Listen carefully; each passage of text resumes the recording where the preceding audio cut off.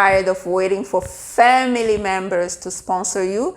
Tired of waiting for your husband or your wife to sponsor you? Tired of waiting for employers to sponsor you? Tired of waiting for your children to sponsor you?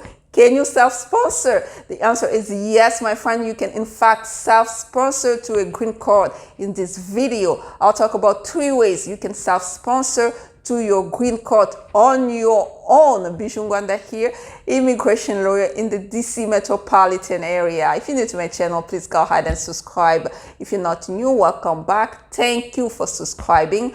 And please don't forget to hit the notification bell so you don't miss any of my videos. If you enjoy the content, please go ahead and share, like, and don't forget to comment below. Let's get right into it. Let's start with number 1, EB2. What is EB2? National Interest Waiver type of green card. And what are the requirements? Very simple. Must have an advanced degree, master degree. If you don't have a master degree, you can have a bachelor degree with at least 5 years of experience. And what can you show to the government?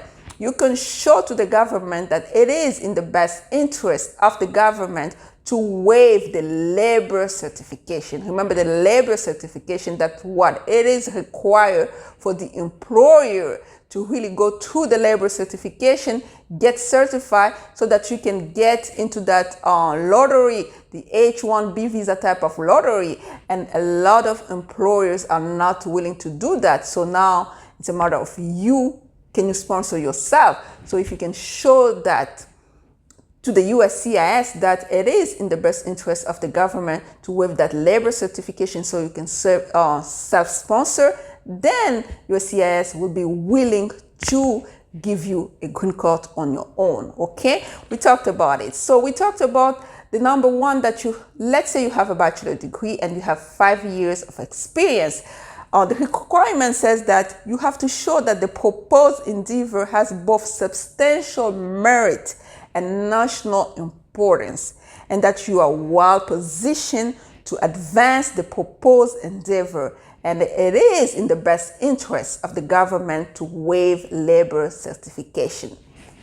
Let me give you a context. Let's say that you are a business owner.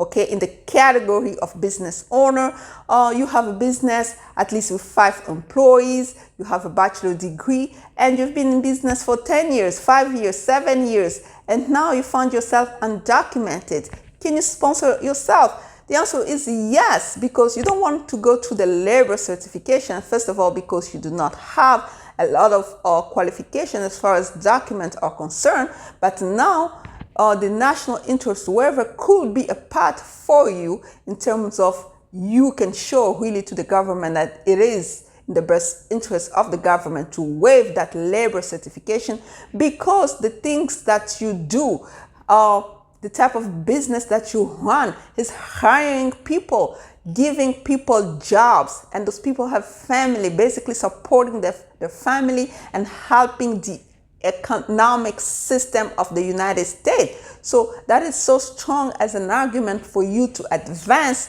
so that the USCIS can waive that labor certification. Basically, government can waive that labor certification and sponsor yourself.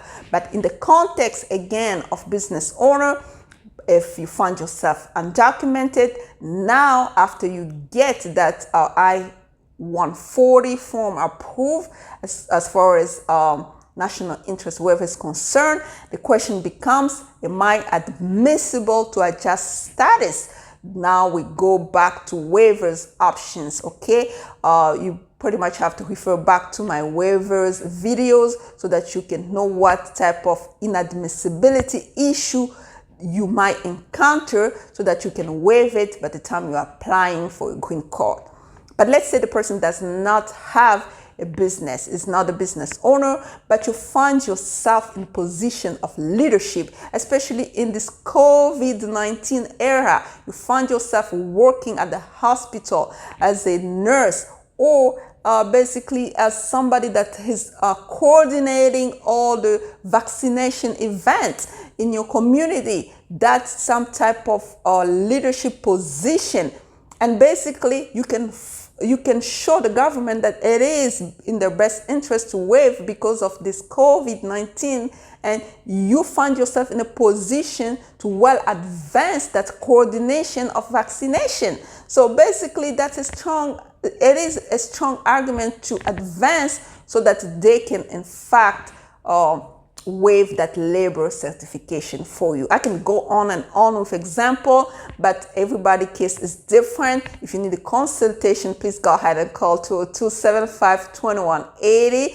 Email on display. Consultation fees apply as usual. And let's move on to the second category. The second category really is if your husband or wife does not want to sponsor you, what can you do? Basically, if it becomes a case of abuse at that point, because why they don't want to sponsor you? Maybe they're abusing you financially, emotionally, or physically. At that point, you have to move with a VAWA petition, really Violence Against Women Act, that applies both to men and women, so that you can really file for VAWA and then get your green card on your own. So basically, you have to really move in a direction that it is beneficial for you, okay? I've talked about VAWA before, so basically just go ahead and refer back to my previous videos on VAWA, because I have talked about VAWA in details, okay? Then the last category really is basically when you're trying to remove condition on your green card and your pretty much your spouse does not want to join the filing. You have to move on your own, file that petition on your own, show to the government that basically marriage was entered in good faith, but now it's ending in divorce. I have to file and basically remove the conditional green card on my own. That can be a very challenging argument to make. Really, it is very challenging. I can tell you that in advance. But again, that's what we're here to do, to help you make a strong argument so that you can have better chance when you file those type of petition. That was it for today. Self-sponsor, my friend. Do not wait on anybody if you have the means to do it on your own. It's called taking responsibility. Bijoux Ngwanda here, immigration lawyer in the DC metropolitan area.